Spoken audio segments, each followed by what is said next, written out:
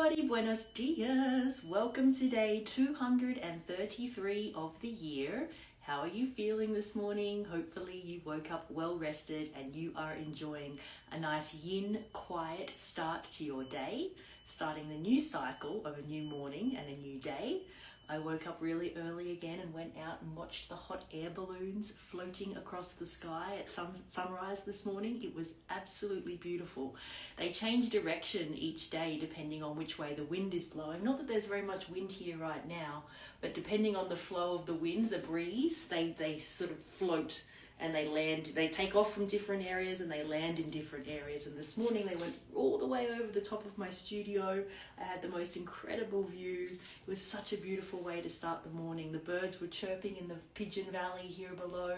The balloons were floating by. The sun was rising, and I just felt so grateful to be here and start this beautiful day. So hopefully you had some beautiful time out in nature this morning and you're feeling good about starting day 233 of the year, wherever you are in the world.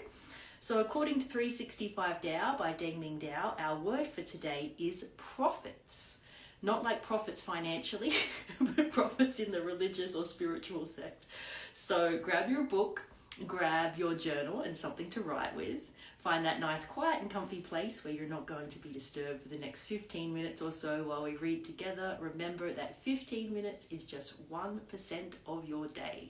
So find that nice place, get comfy, get relaxed, focus on your breath, carve out this little 1%, 15 minutes of your day to start your day with intention. Take a nice deep breath in. With a deep breath out, remember that when you exhale for longer than you inhale, you're sending a little message to your brain and to your nervous system that it's safe and it's time to relax and down regulate. So whenever you need to check in throughout the day, if you're feeling a little flustered or a little stressed, you can always come back to your breath. And if you exhale for a longer count than your inhale, that's just a nice little reminder to your body and to your nervous system to relax and slow down. So on that note, let's start reading together on day 233 on the subject of profits.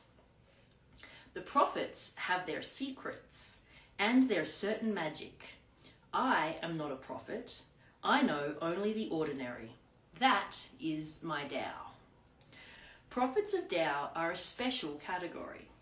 These men and women are acknowledged experts in meditation, philosophy, medicine, geomancy, sorcery, martial arts, science, mathematics, literature, painting, poetry, scripture, history, music, and liturgy. Wow, they know a lot of things. They can do extraordinary things. They can answer any question. The vast number of secrets each of them embodies is staggering. The degree of ordinary skill they command is formidable. They are great, but that is all. Those who follow Tao strive for perfection, but they are wary about being called prophets. That is a limited role. And remember yesterday we were talking about the subject of labels. So if you label yourself, you kind of just keep yourself in that little confined container, right? As it says here, it is a limited role when you put a label on yourself. Being a prophet represents a great trap baited with the temptation of self-importance. The ultimate aim of following Tao is to transcend identity, to transcend labels and identity. Those who call themselves prophets or even masters maximize their identities. It is far better not to be a prophet and to eschew the responsibilities, limitations, and temptations. It is far better to be obscure and thought stupid.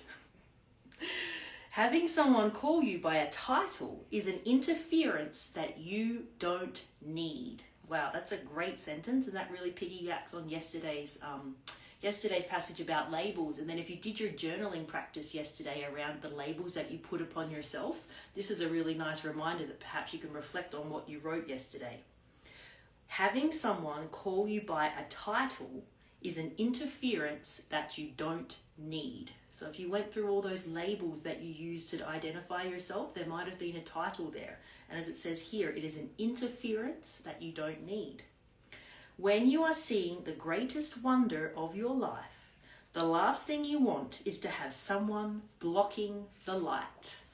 Wow, this is another great passage. As I said, it piggybacks off of yesterday's passage that's all about labels. And this one's, going a little deeper and saying that labels are an interference that we don't need. So perhaps that can be our journaling prompt this morning. You might want to review what you wrote yesterday about your labels and your identities and the ego, external things that you put on yourself to label yourself, to categorize yourself. And think about those as interferences that you don't need. So you can continue on from yesterday's journaling passage and go a little bit deeper today and really explore what these labels are and see them as interferences that you don't need and how you can perhaps remove them. Something else that I remember up here, there was another sentence that said it's a limited role.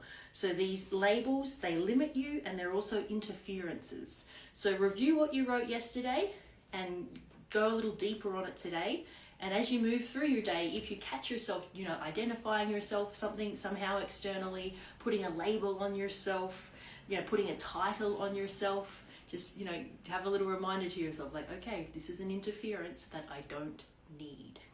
So I wish you a beautiful, beautiful day on day 233 of the year. Thank you so much for starting the day with me here in Cappadocia in Turkey. I wish you a beautiful day and I will check in with you tomorrow.